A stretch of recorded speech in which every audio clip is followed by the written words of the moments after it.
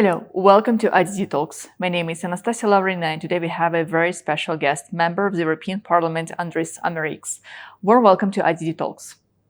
Thank you. Thank you. Thank you so much for being with us today. So, 2024 European Parliament election took place from 6th to 9th June. We know about the rise of far-right parties in the European Parliament. What factors do you think contributed to the rise of far-right parties? Yes, it's a little bit surprised, but one of the most important thing for people in Europe and in other countries as well is to feel safe and secure. This is so important. And there are two things that threaten this feeling in European Union, I think in another world as well. First, increase of migration. A lot of people in Europe require residence permissions, permits, and which puts pressure for social assistance for local people.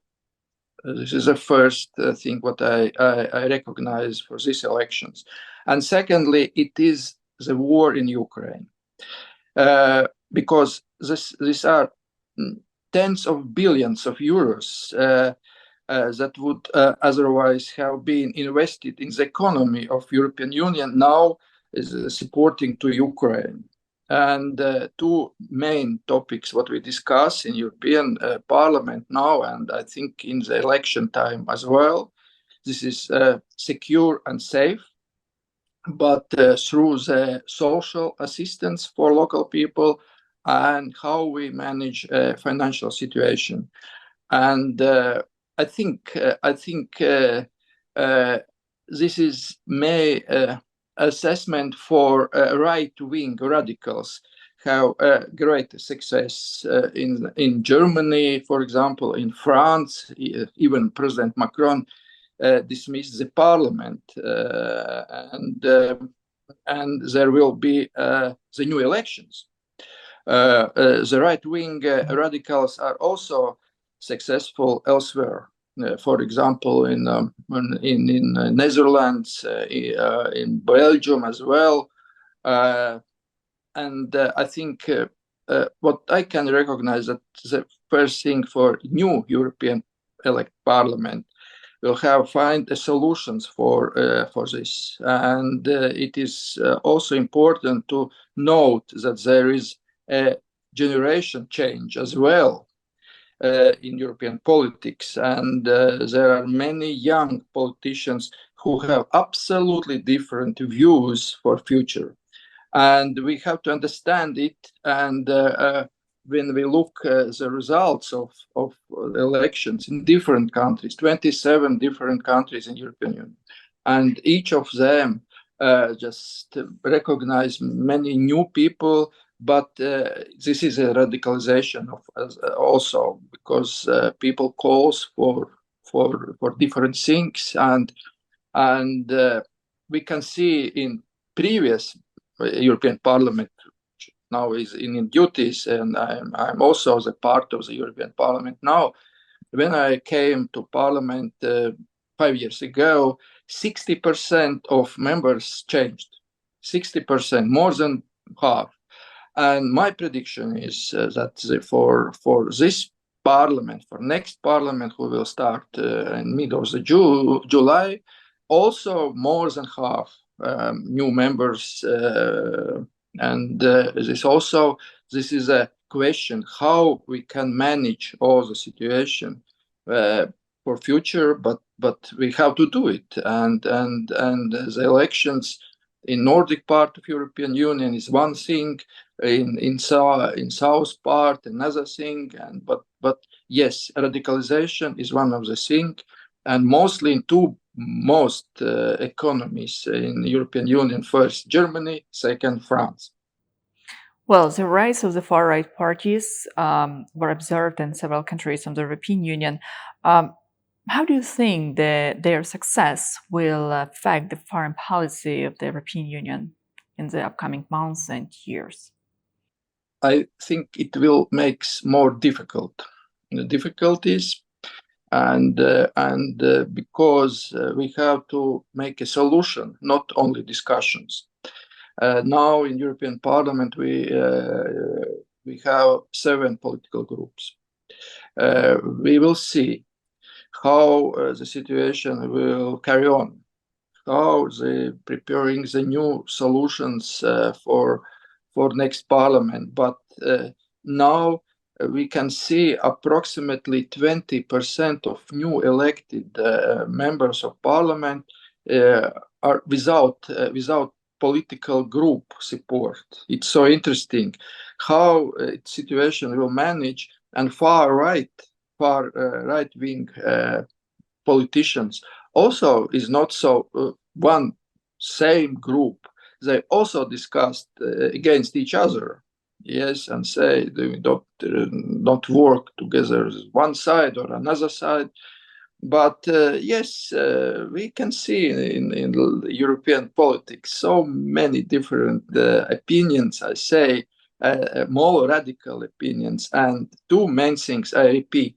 One is migration, because a lot of people just, it's not a native people from these countries just live and also try to push politics in and support. And second is war in Ukraine. Yes.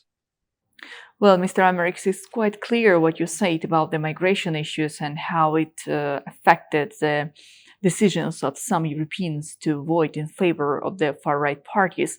What about Islam and Islamophobia in some of the European countries?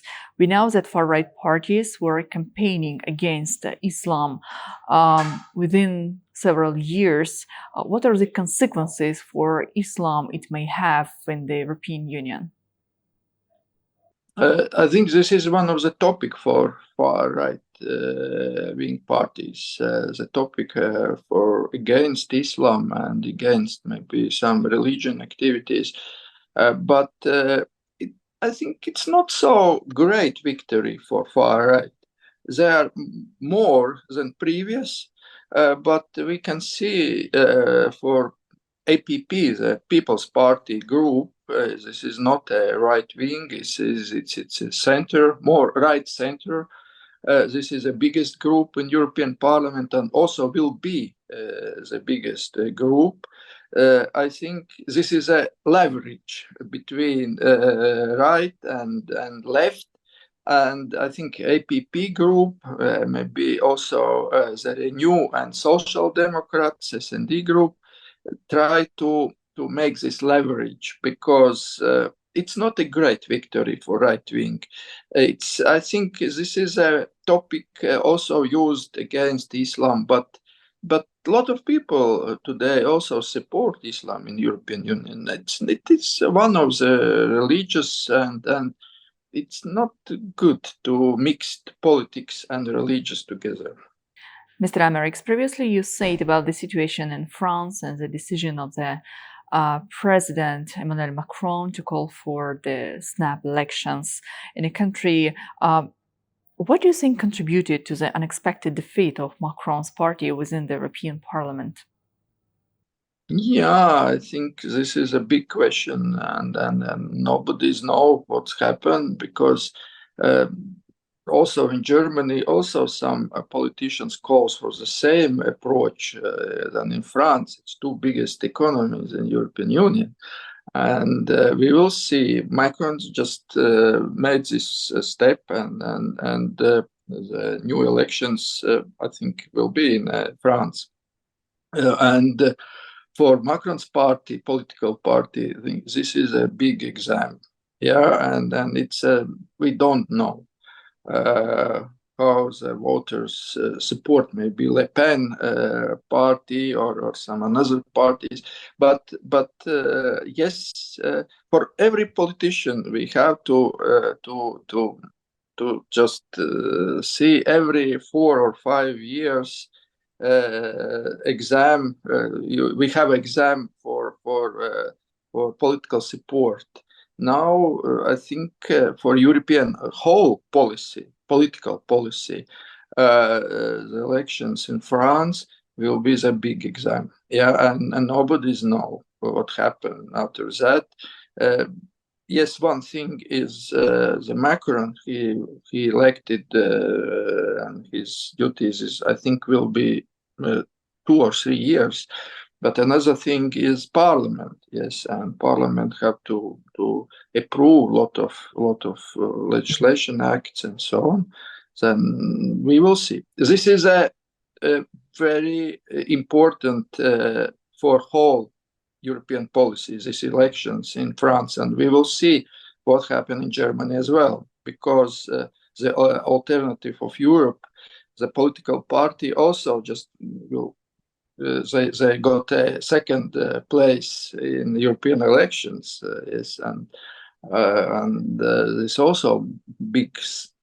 They raise a lot of supporters this political wing, but now previous time everything will be clear. It was clear, was absolutely clear. Yes, understandable, but last 5 years, this first is COVID time, after Brexit, war, a lot of things now is not so polite, not so smooth, how we say. Now we have to decide a lot of new things. New politicians calls for active reaction for many activities in domestic politics in different countries, Greece or Cyprus or Baltic states as well. Each country has own problems, and how we just manage after COVID, after Brexit, after this. Not after, but now is involved in the war and geopolitical activities around the world. This is a question for next European Parliament as well. Well, Mr. Ameriks, the European People's Party, which includes President of the European Commission, Ursula von der Leyen, won the elections by the large margin. What does it mean for the European Parliament, if it brings any significant changes, and how this decision will affect the future role and the work of the European institutions?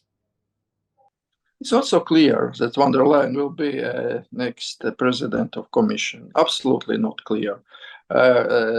This decision will be approved by 27 prime ministers of 27 member states. And as we know, that this is a different approach who have to be in this post. Yes, von der Leyen is one of the candidates, but if my political experience before, I think will be some another person, because von der Leyen, yes, she tried to be back on track, but yes, somebody and many countries also in the European Union, because the European Council is a body who will decide. The European Council, not European Parliament first, but European Council will decide which person will be offered for the European Commission. I think this was hectic game for next president of European Commission. So I don't know, but I'm not sure that von der Leyen will continue the duties. Well, Mr. Ameriks, thank you. Thank you so much for being with us today. Thank you.